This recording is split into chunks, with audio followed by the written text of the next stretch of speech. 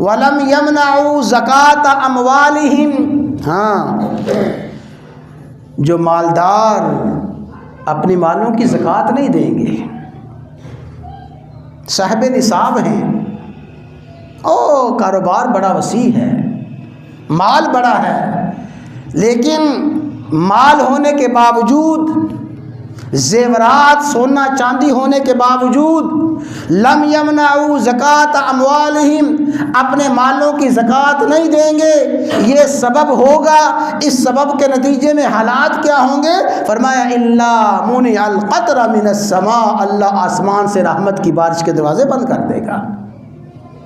हाँ, अपने माल को रोको, ज़कात को रोको, ज़कात और अपना माल खर्च ना करो, आसमान से रहमत की बारिश बरसना बंद हो जाएगी। जब ज़रूरत होगी तड़पोगे, नहीं बरसेगी, जब ज़रूरत नहीं होगी बरसेगी।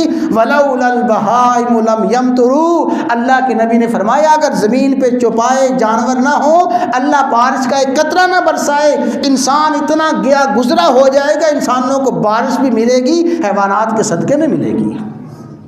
फरमाया वलौलल बहाइम लम यमतरू, अगर ये हैवानात ना हो तो आसमान से बारिश एक कतरा भी ना बरसे।